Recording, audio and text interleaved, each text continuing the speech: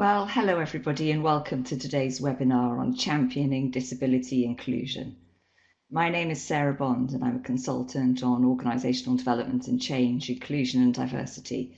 And I'm also the director for Conference Board's Diversity and Inclusion Council for Europe, which is a peer-to-peer exchange forum for leaders on inclusion and diversity. I'm really delighted that you're here and I'm delighted to be the host and moderator for today's discussion. Before we begin, I just want to share some practicalities about today's webinar. The first thing to notice is that live captions are available during this event and they're displayed on the screen in front of you. If you want to view the captions on a full-size screen, you can click on the link which is provided in the slide in front of you. It's also in the Q&A box on the bottom left-hand side of your screen, and it's also in the resources box which you can see in the middle of your screen. To amend the view of the captions, just click on the settings wheel in the toolbar in the top right hand corner, and then you can change the caption display to whatever suits you in terms of font or text size or line spacing or colour. The second thing to say is that we really want this to be an interactive session, so please do ask questions as they occur to you. There's a chat box in the bottom left hand side of your screen. And if you ask us questions, we'll try and weave them into the conversations where we can, and also potentially follow up by email if there are questions left at the end. I know that both of our speakers today will be really happy to try and answer any questions you have, so please do keep them coming at any time. If it's easier, you can view the full screen by clicking on the 4 arrows in the sort of middle top right of your screen. And we'd also encourage you to share the recording with your colleagues, and you can do that through the Conference Board website. It will be available on demand. Just finally then, in terms of CEU credits for today's session, click on the link in the CEU request bod, which again is at the bottom of your screen. You have to stay online for the whole webcast, but I'm sure you'll be doing that anyway. You have to click OK on 3 pop-ups that will pop up during the programme, and you get credit, as I say, for participating in the live webcast only. Okay, that's enough of the housekeeping, I think, and then over today over to our guests for today's session. I'm so pleased to have with me today Kristen Anderson, who's the Chief Diversity and Inclusion Officer for Barilla, the Italian global food company. And Kristen's also a member of Conference Board's Diversity and Inclusion Council and sits on the Executive Committee. Kristen, it's really fabulous to have you with us here today. Thank you so much. And I'm much. also really delighted as well to welcome Caroline Casey, who's founder of the Valuable 500, a global movement launched at the World Economic Forum Annual Summit in 2019 to put disability inclusion on the global business leadership agenda. And I know from the conversations that we've had already that it's going to be a great discussion today. So welcome again to both of you. I'm really looking forward to today's conversation. We're going to be discussing creating inclusive workplaces and championing disability from the top down in global businesses. But before we start the conversation, I'm going to ask Caroline and Kristen to introduce themselves and say a bit more about their organisations. So first, Caroline, over to you. Welcome again. I'd love it, please, if you could tell us a bit more about yourself and perhaps a little bit about Valuable 500 as well. Thank you, Sarah. It is an absolute pleasure, and I mean genuine pleasure to be part of the conversation today and to be with Kristen and Barilla, a Valuable 500 company, and I think with really our revolution at the heart. I'm Irish. I'm 49 years old. I am registered blind, so I don't look it, which means I won't be able to see the chat. So, but I have an absolute passion about inclusion means everyone. I'm also a bit of a troublemaker. I'm a great dancer. I believe we are not defined by one label. And I guess that's right at the core of the Valuable 500. And I thought to start us off, I might show the video that we created with AMB BDDO to launch the Valuable 500 in Davos, because it's going to make you laugh and it's going to make you squirm. but I think it'll help open up the conversation. So if Derek, if you could play that film, that would be phenomenal. Thanks, Caroline.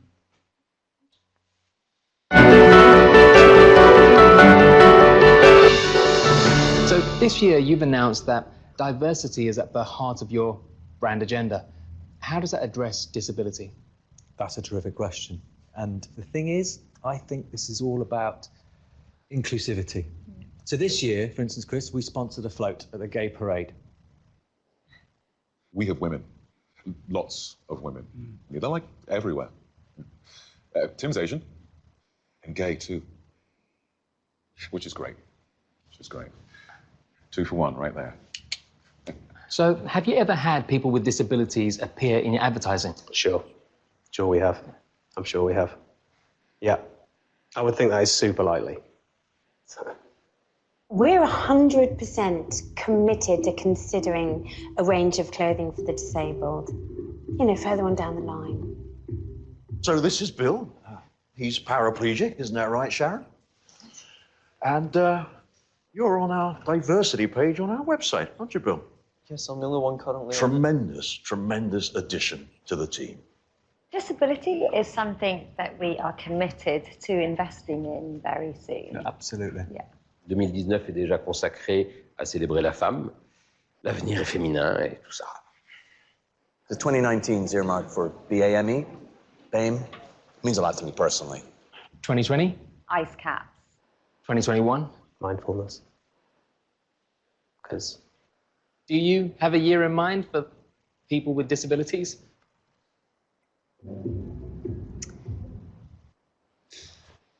Well, Yes, absolutely. I mean, just watch this space. That's what I could say.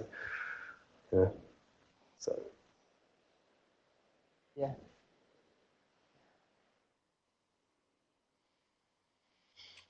Okay, so it's a squirmy. That's so, it makes me feel so squirmy and so uncomfortable. I've heard it so many times. It's a squirmy one, and I want just to very briefly, in the introduction to the Valuable 500, is when we did this in 2019, we did not know the world that we are now in. And so you could see, for those of you who can see, there's a statistic at the end of that said 90% of our companies are committed and are passionate about inclusion, but only 4% consider disability. The Valuable 500's job was to completely break the circuit on that inclusion delusion. Inclusion is not something that's a la carte. You cannot prioritize one group over the other. And our job to do that was because we believe leaders make choices and those choices create cultures. And the only way that we can have disability integrated into business across the value chain was through leadership. And the Valuable 500's job was to get 500 of the world's most intentional leaders and their brands. So I am just delighted to say, in this era of disruption, because I truly believe this next decade, the rule book about diversity and inclusion is totally being thrown out. This is all about intersectionality, the multiple labels that we are as humanity. And we stand here today, Umbrella being one of our organizations. And for those of you who are on this webinar, 7 of your companies are Valuable 500, so feel very proud. We're at 355 companies. We are the biggest leadership community, business leadership community in the world for any issue other than the UN Global Compact. And we represent 13 million employees, 4.5 trillion in revenue. And we also represent 31 countries and 56 sectors. So it is a complete moment in time to show the time is changing. So that's a little bit about me. Thank you, Caroline. That's great. And Kristen, over to you. Introduce yourself and also say a bit about Barilla. Well, thank you, Sarah. Thank you, Caroline. It's a pleasure to be here. Very excited to talk about this topic and also to hear the question in chat, because every time I get involved in one of these panels, I learn so many things from the audience. Instead of me introducing what we've been working on in Barilla, I thought we could play a video that maybe tells a little bit of our D&I learnings and our journey to date. So if you could please play the video.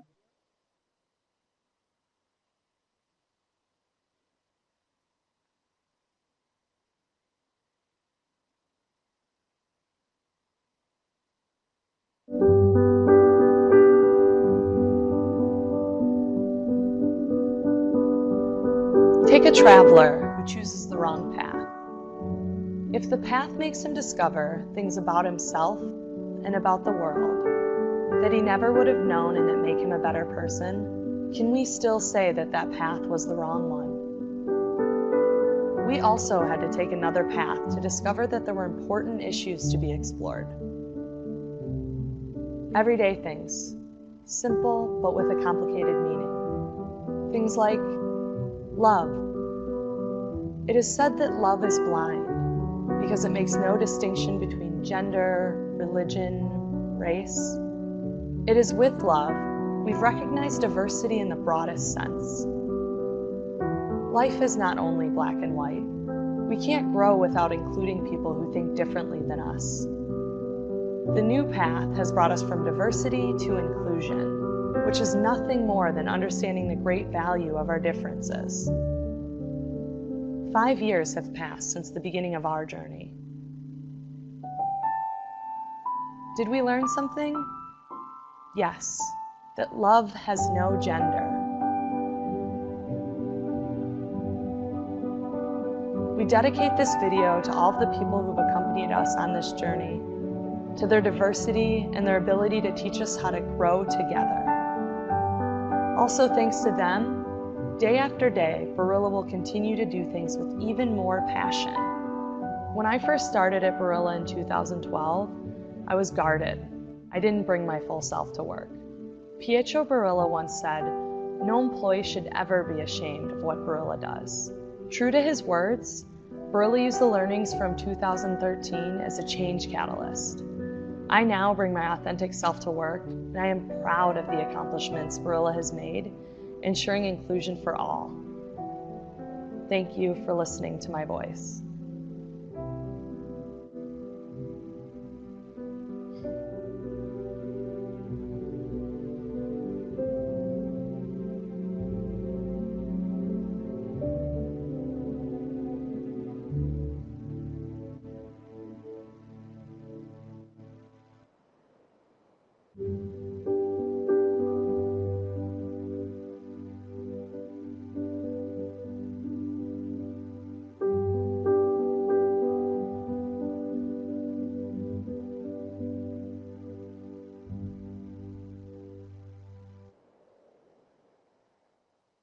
So thank you for watching our video. To introduce myself just for a second, you can tell from my accent that I'm American. I've been the Chief Diversity Officer for Barilla in the last 4 years. I started working at the beginning when we started our D&I journey, and I'm based here in Italy, where I'm calling in from today. I agree with what Carolyn said in her introduction. You can see that we have focused on 5 different areas of diversity and inclusion. And of course, we all know as a business we can't do everything at once. But the point we're going to talk about today is how to get started.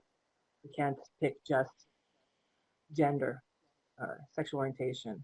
We should be working on all of them, not at the same pace because we can't do everything, as I said. But today we'll talk about how to get started, how to take those first steps, and how we can learn from each other. So again, I pass back to Sarah, so thanks for including me. Fabulous, Kristen. So this webinar is about disability inclusion, and I thought a good place to start might just be to ask, well, what do we mean by this? What does the phrase disability inclusion actually mean? And I wonder, Caroline, if you could say what that phrase means to you and what it means to Valuable 500. I'm actually, sorry, I'm quite emotional after watching that film. And I get a bit teary every time I watch it. Yeah, I'm just like, whoa, okay, I wasn't expecting that. Do you know what disability inclusion means, Sarah? Is actually, I saw myself in that video. I saw myself in the woman, I don't know what her name was because I didn't know if she, because I can't see obviously titling, and she was like, thank you for hearing me and thank you for seeing me. Yeah. And I think it's as simple as that. And in some ways, what Barilla have just done is put their brand name behind the truth behind this. This is actually about love and acceptance and belonging. I mean, it really is. And it's very hard to be proud of part of who you are if it's invisible in the world, right? And if you can't see yourself in the places you work, in the places you shop, in the things that you see, that's very hard. So disability business inclusion for me is to see and integrate. I do not want disability more important than anything else. I want to see it infused and integrated and interwoven into the inclusion agenda, right across the supply chain. I kind of want to see lots of me's and lots of different me's, if you know what I mean.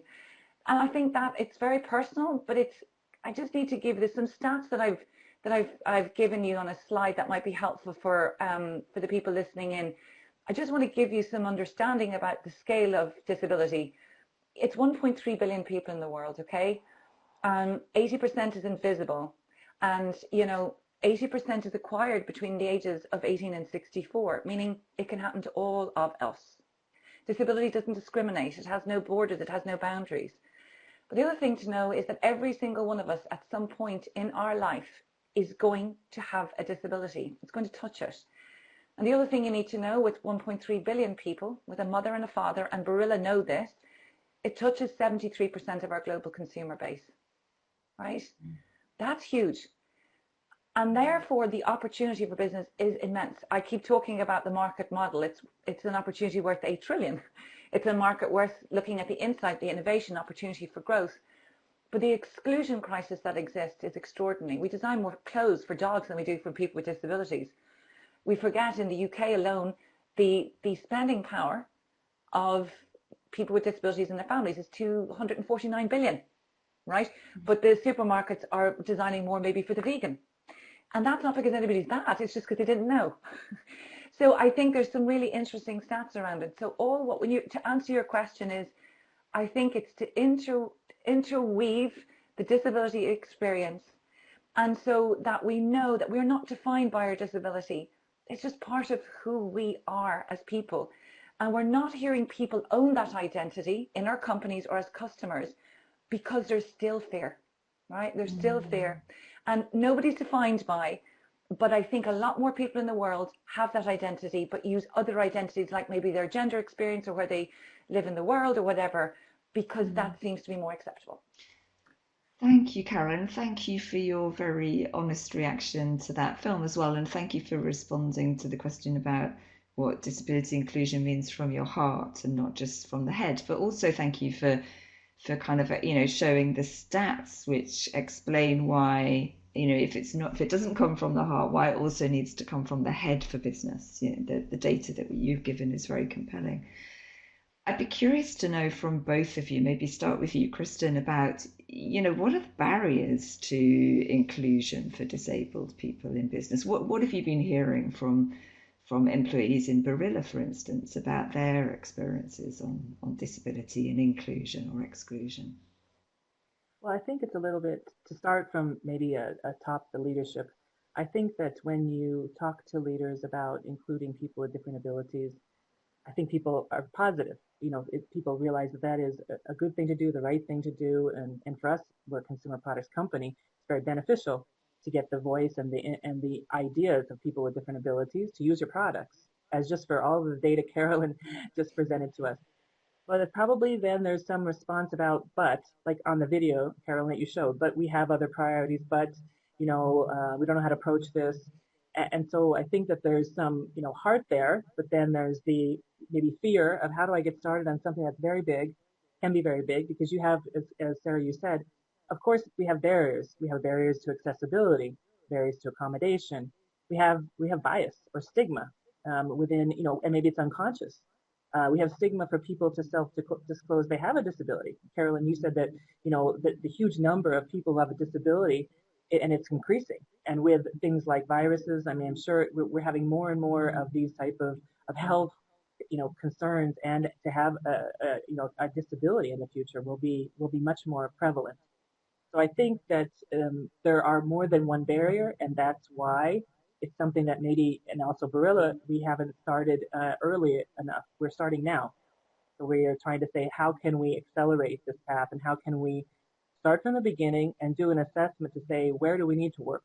Where is it, and prioritize those, because you can't do everything. But at least, data drives it. So let's understand the situation. What is where do we need more accommodations? What's our accessibility situation? how many people with different abilities do we have in all parts of our organization, all the way from China, Russia, Turkey, Europe, America, and get the data. It's probably, Caroline, many of the companies you work with, if you don't know where you are, you don't know what you need to do to improve. You treasure what you measure. Exactly. And we shouldn't be afraid of getting the data and saying, wow, we have a lot of work to do, but we don't need to do it in 1 year. So I think that there's quite a few challenges that we all can overcome, but I think that's one of the positives of joining the Valuable 500. It's a network of companies who all have the same objective in mind, going about it in different ways with different priorities. But when we were developing our commitment as Barilla, I scanned through all the other commitments. It's not that I reinvented something great and spectacular. Go in there and then sharing and talking to Carolyn and saying, well, for our size company, where we are, what could be the right prioritization?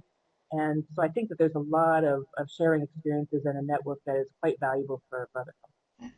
Thank you, Kristen. And I'd love to talk to you in a little bit about your journey with disability inclusion and indeed with Valuable 500. Just before we go to that, though, Caroline, I'm curious to know from you as well. What do you see as the major barriers to inclusion for disabled people in business? Well, I think, look, let's just do the human one first. The human one is fear. Fear of getting it wrong. Do you know how many phone calls we start or conversations and the company goes, I'm so sorry, we're not doing enough.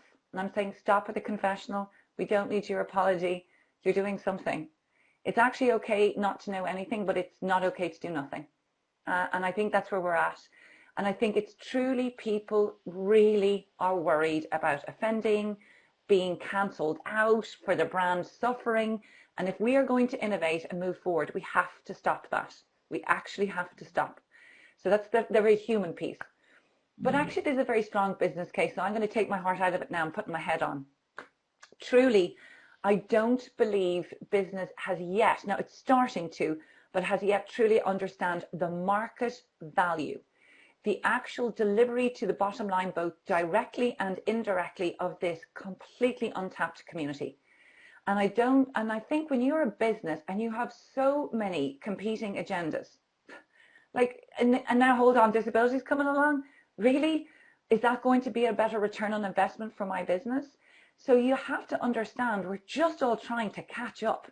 So the barriers are when you don't understand the return on investment and the fact that the innovation and the insight and the growth and the market and the talent and the brand differentiation are there. That's your head part. And then your heart part is, I'm going to get frightened. So how on earth can we resolve this? And the best way that I know how we can resolve this is dialogue, which is what we're having now in conference board. Brilliant. Thank you. Second is community. That's what the Valuable 500 exists to do. Safe place for us to learn, to multiply together, to go on that journey together. That's incredible. And thirdly is, let's look at what's happening out in our world right now. Those young people under the age of 30 with the social media and digital tools that we didn't have are dialing and ampling up those voices. They want a different business system and they're willing to help us design it. So I think they're the three kind of areas that we can work together on. But mostly, we need to have people with disabilities as part of this conversation, and that's why the Valuable 500 has been so strong. And we need to give each other time and space to do this well and stop looking at running a very short sprint. So I think that is how I feel about it. And I do think what I want to acknowledge as well is an organization, Tortoise, who have just done their sustainability index. They're the first of the sustainability indexes to put disability metrics in it. So to Kristen's point, as we start seeing these metrics and how we measure, I think we have to keep using our heads and our hearts the whole time. So we're starting to see these grass shoots, which I am excited about. Yes, no, I mean, I feel your excitement, and also I have to say, as somebody who's worked in the field of inclusion and diversity for at least 2 decades, I also feel a sense of frustration that it's taken so long to make, relatively little progress. And it's so fabulous, the work that the Valuable 500 and companies like Barilla are doing to make progress now. Kristen, can you tell us a bit more about, so Barilla's a signatory to the Valuable 500. Could you tell us a bit about what you're doing on disability inclusion. You talked about getting started, and I'm curious to know, what's your journey been as a company? Where did you start, and where are you heading on disability inclusion? Okay, so I'll just say a few words, thanks, Sarah, about what we worked on so far, and then I'll talk a little bit about joining the Valuable 500. Thank you. So when we first started to focus a lot more on diversity and inclusion, we did define 5 different areas of diversity, and basically people with disabilities was one of those. We started doing some, I would call, foundational work, awareness training. Of course, we've all done some things about removing bias, but awareness training specifically focused on people with disabilities, as I was saying before, education on how you can interact with people with different abilities to try to remove a bit of what Carolyn said, which is the fear, how do I get started? Sponsoring awareness activities like the Disability Matters Europe Conference in Italy so that we could have a lot more of our employees interact with people, because that's the other way of removing fear. Give people opportunity to interact with people like Bebe Vio, who was at our conference, fantastic. She's a Paralympic fencing gold medalist. You meet someone like that, and your employees get a way to interact with someone. You can see you can overcome all barriers. I mean, these are like motivational, fantastic motivational events. You need to do some grassroots awareness events and awareness training. Another activity that we thought would be very valuable that focuses on food and food packaging, and you saw it maybe in the video, is the project that we piloted called Hackability. So in Italy and France, we developed this project, which is having people, our consumers with disabilities, and our employees co-create packages with the designer, and then have this process and then present them and understand what are the barriers to using our products for people with different disabilities. A fantastic learnings and a fantastic interaction for our pasta and a sauce business, for our bakery business. I'll tell you one little story. One thing that I was amazed at is we had one consumer who seeing impaired blind, and he said that on the pasta boxes, because in Italy, of course, you need to know what's the shape of the pasta and how long to cook each shape. It's very important. Al dente, you don't overcook the pasta. Because most pasta boxes are the same size, he had to buy all of the same shape. So 10 boxes of penne, use them all, and then 10 boxes of, farfalle, because he couldn't see the cooking time of the shape. And so what seems like a very small learning was brilliant, because he said, all I want is in Braille or in a QR code, I want to know the cooking time and the shape. I don't need to know all of the ingredients because I'm Italian, I understand what goes into pasta. So that's what we're working on, some of these insights that are not so difficult, but it's insights that you need to get via this interaction.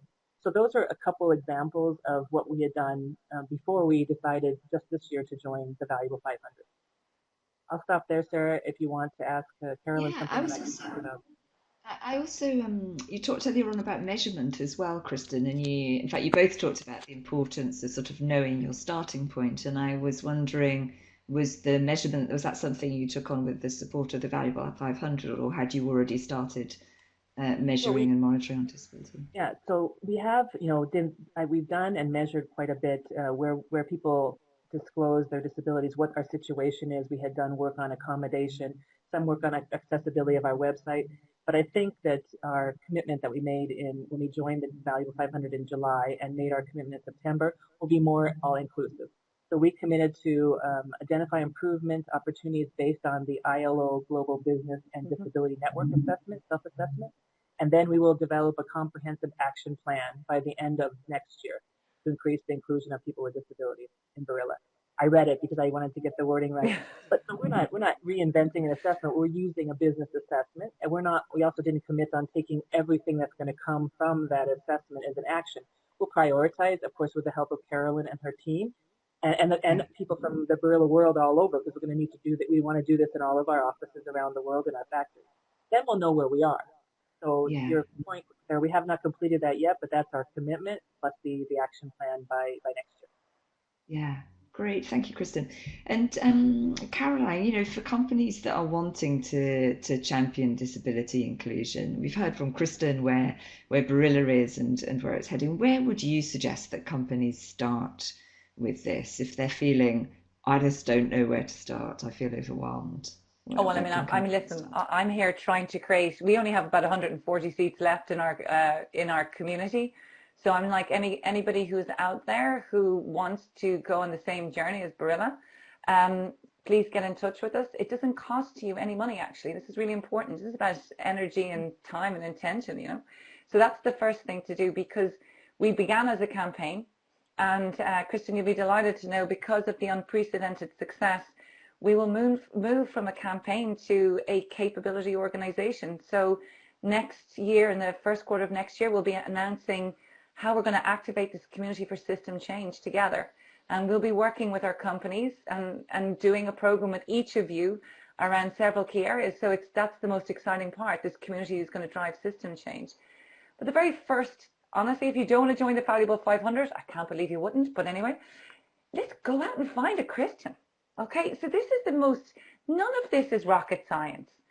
You have peers and you have friends in your communities of which you've lots of networks. Okay, the very first thing is to find an organization or a company is doing really well. I can't imagine Christian would turn anybody away if you were to pick up the phone and go, hi, what did you do? How would I do it? And this is why it's really helpful having communities. The second thing that I could honestly say is there are so many fabulous organizations out there all around the world and in Europe to which I can leave you introductions to or signposts to. For example, My Ability, who's the German-speaking organization. You have Business Disability Forum in the UK, the ILO GBDN, who you just heard Kristen speak to. Pick up the phone. They are there. They've been there for a really long time, and they've been working in this space, and they're tracking the different trends. And lastly, in any case, you know what I would do if I was in a company? Is I would find out how many people have a connection to disability.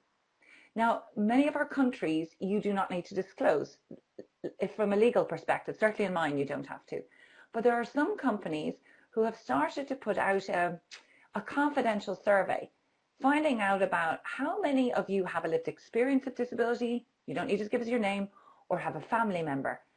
And what they're discovering is they thought maybe it was 2 to 3%. The average is anything between 12 to 17% of the current employee base.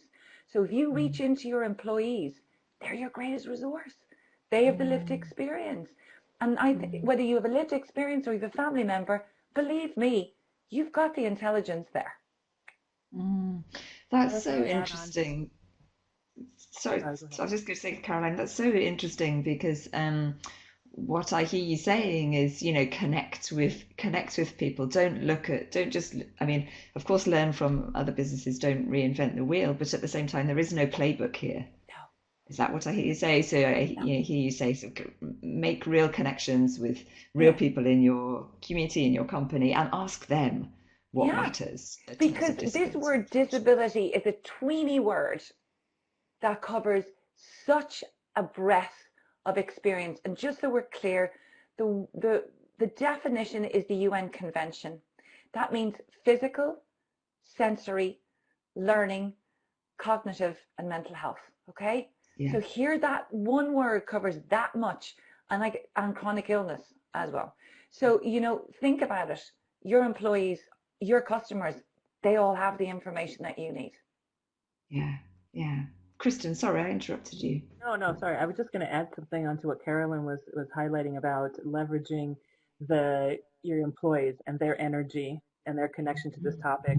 One of the things that we found very successful so far is having our employees, and they chose to form ERGs, employee resource groups, or employee networks, as a network plus allies, because again, to Carolyn's point, not everyone wants to disclose, or maybe they have a family member that has a disability. And the amazing amount of things that can get done because these ERGs want to do them. So we're not going to have a small team of just me and HR working on this, the Valuable 500 commitment. We're going to leverage our ERGs around the world, in a structured way. But it's an army of people who are very motivated to make change. And they'll do it, they'll work with us, and I think we can really accelerate. So I think the passion of the employees and the connection of the employees is key in this journey as well. We have a lot more things that we can do and change that we can make with the employee engagement. And I have to build on that. that is the most important thing, is not just the ERG group. And by the way, if anybody needs help on that, you need to go to Purple Space. And once again, I can make those connections for you. It's the biggest network of employee resource groups in the world. But the second piece is allyship. And so to me, what Kristen keeps talking about, so they've got the 5 pillars or 5 areas, but all of those ERG groups support each other, regardless of their different lived experience. Because if you're into inclusion, you're into inclusion, right? So it's not that these ERG groups all just kind of, you know, tuck themselves away and don't speak to each other. They leverage each other, which makes scaling inclusion, real inclusion, possible. Yeah, thank you, Caroline. Kristen, I've got a question, well, actually for both of you, which is around come from one of our listeners today, who leads ERG groups, and they're wondering, what tips do you have for growing or sustaining an ERG group on disability in your organisation? And Kristen, could I just ask you maybe to turn the volume up if you're able to on your... I saw that comment, but can you hear me now better? That's better, yes. Is it better? Yeah. Okay. Yeah. I'll do this also to make sure we get a little closer. Lovely, thank you. Okay, so maybe I can just give a few tips and then pass it to Caroline. Thank you, that's perfect. So I think the first thing was, you know, in our ERG journey in general, one of the areas we had to focus on a lot was, you know, educating our employees about what is the benefit to having an ERG and what is the benefit to participating in ERG. Because as you know, ERGs are voluntary, not top-down initiative. So that was the first step. And because in some cultures, some countries, it's not so common. So you need to engage them by explaining locally how this can be a benefit to the employee themselves, to the company, to people with different abilities. And then after that education process, our employees said, we want to form an ERG. Now they picked the title, it's Disability, THIA, Disability is our ERG for people with different abilities. And I think, you know, having some strong leaders who are committed to leading this group, and not always senior people, but anyone who has the passion, and an executive sponsor. For Disability ERG, we have our Chief Financial Officer as the executive sponsor. So, you know, you got the leadership commitment, you have the engagement of the employees, you have co-leaders who are making the activities happen. And then you do need to sustain them. You know, ERGs cannot function without some type of budget. So you need to have, you know, and this is not a huge budget. I mean, for all of us calling it from companies, we're not talking hundreds of thousands of euros. We're talking, you know, 3,000, 4,000, 5,000 euros to have some events, you know, and also having events at our year-end leadership meeting with someone her name is Simona, and she's a painter that paints with she was born without arms, and she paints with her feet, and she also ballet dancer, and she gave a whole inspiring speech at our year-end meeting to senior leaders. So these are the things that your ERGs will bring as ideas to gain awareness, but you need to give them the attention, the resources, and the executive sponsorship. Thank you, and just thanks, Barilla. Obviously, thanks, Barilla. Thanks, Kristen. Obviously, executive sponsorship is like at the heart of what the Valuable 500 does. Yeah. And I'm wondering, Caroline, what your advice would be to people who are listening into this webinar who think, yeah, you know, how do I get my leaders engaged on this topic? We've heard the data, we've heard some, you know, there is a heart that these are the real lives of people that are affected, and yet still, you know, leaders are not necessarily engaged on this. What's your advice? What are your tips to people? Well, story. Listen, I'm Irish. I'm a storyteller, but I'm going to just hold that word for a second. And give you some more data, just in case you think I'm too harshy. 7% of our C-suite have a lived experience of disability, and 4 out of 5 of them are hiding it. Now, I hid my disability, and it was 20 years ago I came out of the closet. That was 20 years ago.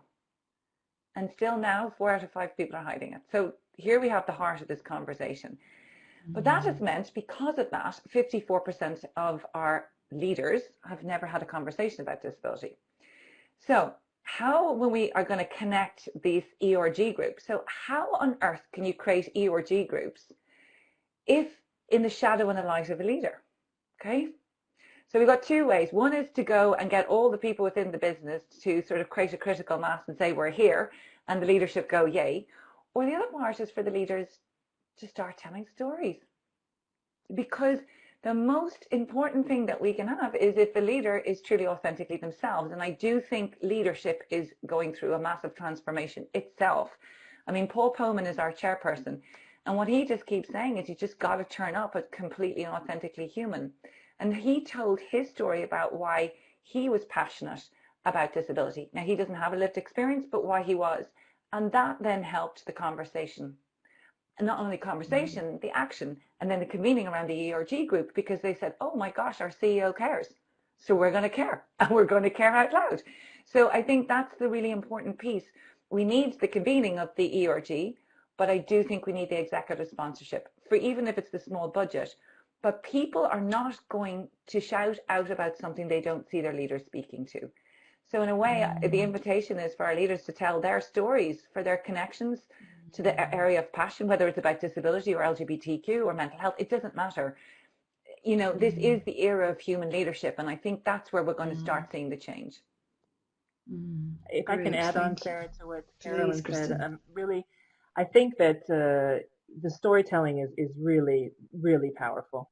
I mentioned again our Disability ERG. I mean, we organize ERG open days where we have a panel of people talking about why is there a benefit of being an ally, of being an executive sponsor, people coming in from other companies who have ERGs that are about for employees with disabilities.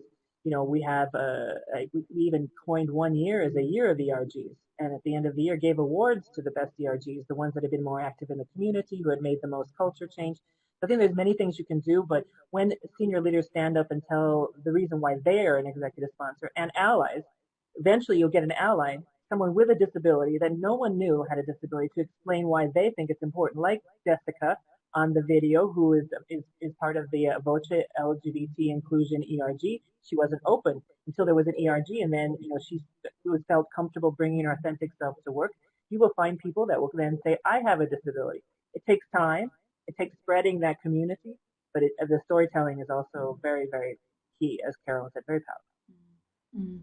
So we've sort of talked about or mentioned this word intersectionality a couple of times, or referred to it a couple of times, and I wonder if we could just pause a moment to actually look at intersectionality in the context of disability inclusion, because obviously people are not only people with disabilities, they are also women with disabilities or people of colour with disabilities. I wonder, either of you, Caroline or Kristen, whether you're doing work or see companies doing work to explore intersectionality and disability. Caroline. Well, I mean, I can take this because I think you both know how passionate I am about it. Right at the heart of the Valuable 500 is this concept that we're not one label, and I'm done with identity politics and hierarchy of inclusion and exclusion. It's so damaging. I'm gonna. Okay, intersectionality, what is it? It's humanity. So here I am, I'm Irish. I am a woman. I have a disability. I am second time married. I am not a biological mother. There's a lot of labels in there because that's what I am. I have a lot of lived experiences. That is what intersectionality is. When the Black Lives Matter movement became very in focus, I was asked by several journalists, was I worried? Was I concerned that the Black Lives Matter movement would eliminate our message, the message of the Valuable 500? I was just aghast at the question, but it was brilliant it was asked. And my response is, not a chance. I am thrilled, because what about Black Lives Matter, disabled Black Lives Matter, disabled female Black Lives Matter? It's fabulous. And that is what intersectionality is. And to prove the point of that, since Black Lives Matter has happened, we have companies coming into us daily, and also since the pandemic, because they're like, oh, wow, we need to ensure that we never have another Black Lives Matter to react to. As businesses, we need to be planning ahead, learning from Black Lives Matter, because this multiple identities that which we carry as being these beautiful humans we are is real. So that is my best response, and that's why I think it's the most extraordinary opportunity right now. And for those of you in the field of diversity and inclusion, you know that this is happening. You can feel it. They're even talking about chucking out the word diversity and going into inclusion, equity, and belonging. So we can feel this happening, and that is to try and come away from the siloed, singular agenda approach. So I hope that maybe answers. Yeah, no, that's great. Thank you. Kristen, anything you want to add about that? I want to add something when Caroline was talking about fear, because when you think about, I'm afraid to interact with, how do I interact with someone with a different ability? We've talked a lot about how people have fear. How do I approach the Black Lives Matter racism, systemic racism? How do I even call people in different cultures? You know, is it acceptable to call someone a person of color or Black? It's the same human reaction. I'm not sure how to start on this. I'm not sure how to begin. I'm afraid to make a mistake. I'm afraid I'm going to embarrass myself and insult someone else. So I think that the intersectionality also goes into how do we start and how do we approach the fear that we may have when we haven't begun on this type of journey and begun working on inclusion of differences. So I completely agree with Carolyn, but I just wanted to add that that's also a factor.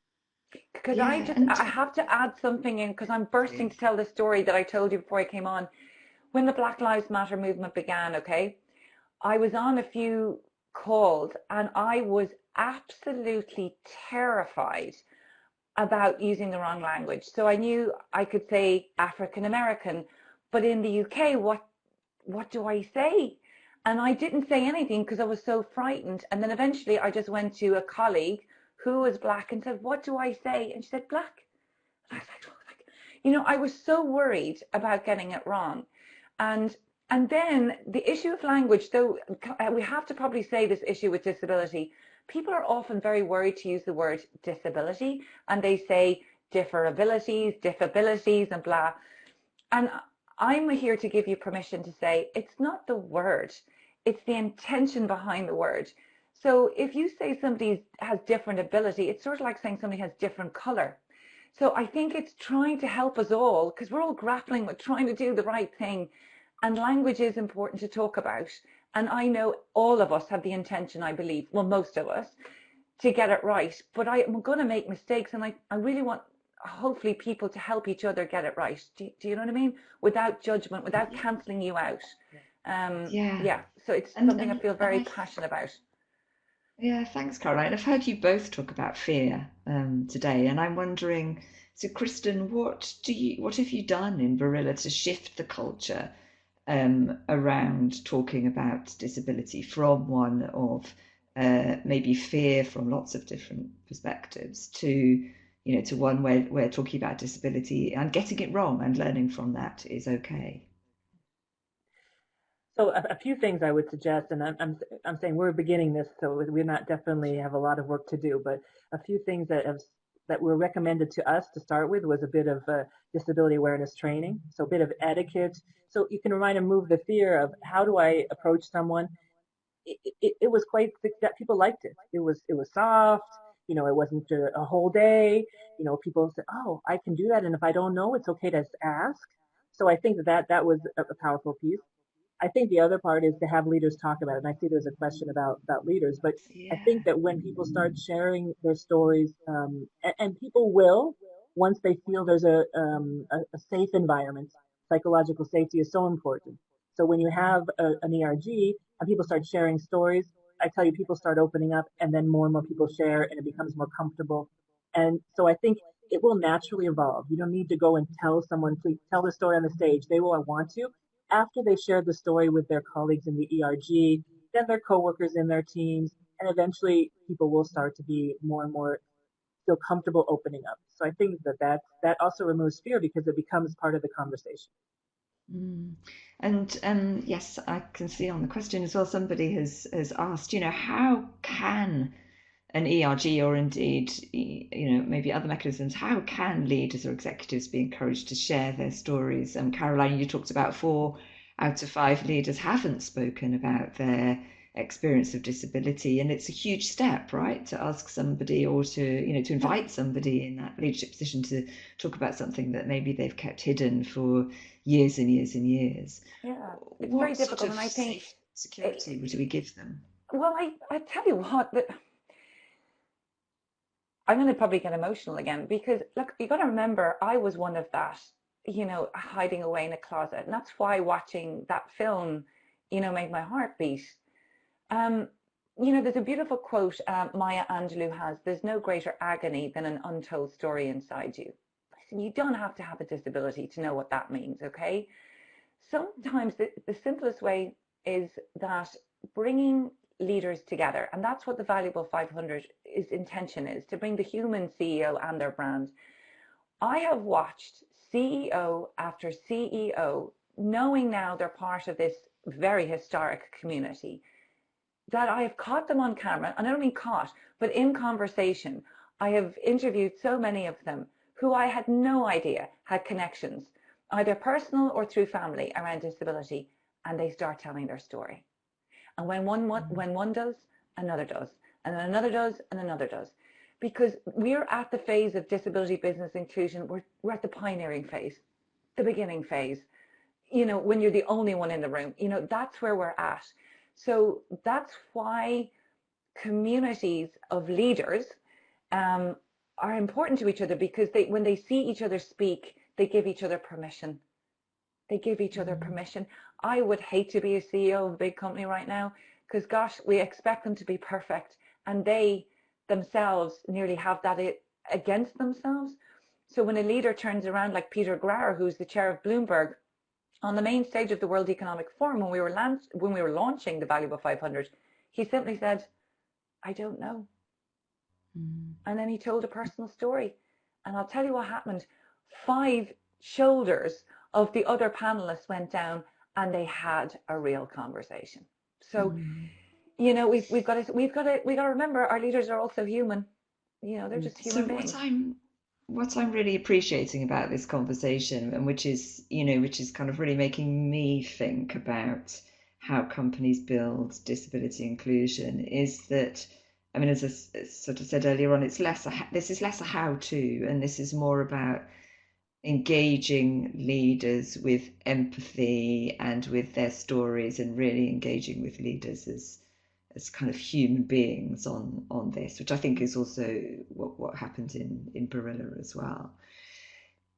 I'm wondering, I want to ask you both, what gives you most concern as you sort of look at the journey that business has taken or is on towards disability inclusion? I want to ask you both what gives you most concern, but also what makes you both hopeful about the future. Okay, I can start, if it's okay. I think what gives me, to jump to the concern piece, I think that in a culture change of a culture change of more inclusion, it's not one step, it's many, many steps, and you have to address it from all different levels, different approaches. There's no one size fits all. We all know that. And it takes time. But I think the big challenge is how to remove first of all, the stigma for people who have disabilities, that should be able to talk about it more freely, and they don't feel comfortable that it's a safe space, a completely safe space, and removing unconscious bias from hiring managers. We hear a lot that there are people with different abilities that are great candidates for positions, but then when they're brought forward, hiring managers say, "Oh, well, maybe don't say this," but have concerns of whether this person can do the job, or this person will come up to speak quickly. And so there's really more elements of education that we need to continue to have and continue to stress in the business, so that we can be successful in including more people with different disabilities. So that's the challenge I see, that I believe we can overcome it. It's just going to take time, like culture change. And what am I positive about in the future? Well, it's what Carolyn said. There's so many more companies now that are activating the beginning, starting to have the discussion of what can I do? What's my first step on inclusion? And it isn't this is not a how-to discussion, because there's lots of how-tos. As Carolyn said, you look at the commitments on the Valuable 500, they're all in different areas. Every company is to assess what they want to work on first. There's no wrong one to start with. It's different. But the main point is start. Yeah, thanks, Kristen. What about you, Caroline? What are you most concerned about, and what are you most hopeful about? I'm most concerned that this line that we said at the beginning of the conversation is, I'm sorry, I'm not doing enough, will get in the way. That's my very first concern. Because you know what, you're doing something, and that's what we want. My second one is I am concerned about exactly what Christian spoke to, that people jump to the how and not the intention. Listen, this isn't rocket science. I hate to tell you, disability business inclusion is not rocket science because it's about human beings. So it's about looking into ourselves for the intention. And remember, this business system of ours changed and flexed in COVID. It can change. And my third concern is that when we talk about disability business inclusion, people jump to employment. That's not what this is about. And actually, that's why I love Barilla as a great example for us, because they speak to consumer. And I think that's very, very important. When we talk about disability business inclusion, we're talking about, as I say, the supply chain and the consumers, and also talent and members of community. So they're my three challenge areas. My hope, come on, how could I not be hopeful? It's like I believe that critical masses or collectives together can change things. And I am so hopeful, because right now we have this historic moment in this historic community. And look, if we stopped and it was a campaign, I still think we've delivered extraordinarily, and I'm really proud. But really, do you know what we're about to do? You know, we're going to activate this community together. And even if only 25% of them were active, what could we do together? And to me, that's exciting. So I'm very, very hopeful. Yes, I'm concerned, but my hope, because of the new time that is here, because of this really difficult time, it is actually the greatest time for this conversation to be happening, because for us to recover, we must recover inclusively and sustainably, and that cannot be achieved if we leave 15% of our global population out. So I'm like, game on. Listen, game on. I'm going to end this by inviting you both to sort of say a call to action, share a call to action with the people who are on this webinar. Caroline, I have an inkling of what your call to action might be, but every single one of you who's part of conference boards who are qualifiers, which means a company with 1,000 employees, it doesn't matter where in the world, but 1,000 employees, come on, join the Valuable 500, be part of this, I think, system shaking community. Thank you, Caroline. Kristen. So I think just to add and just to end with, D&I is not a competitive space. You know, we all are working on the same objective, is to make our companies, our organizations more inclusive, and we like to share. That's what the conference board is, what we do at the conference board every time we meet. So talk to others, you know, steal from others, you know, take their ideas, contact me on LinkedIn. This is not, as Carolyn said, not rocket science, but let's share, and then we can learn from each other, and we can accelerate this inclusion. Brilliant. Thank you both so much. I've really enjoyed today's conversation. Thank you, Caroline from the Valuable 500. Thank you, Kristen from Barilla. You're both doing fabulous work, and it's been great to hear about this today. And thank you to all of you on today's webinar as well. Please do click on the slide and tell us about your experience. Your feedback really helps us as we develop future webinars. So thank you all again, and enjoy the rest of your day. Thank you, Sarah. Thank you. Thanks, Sarah. Thanks, Conference Board.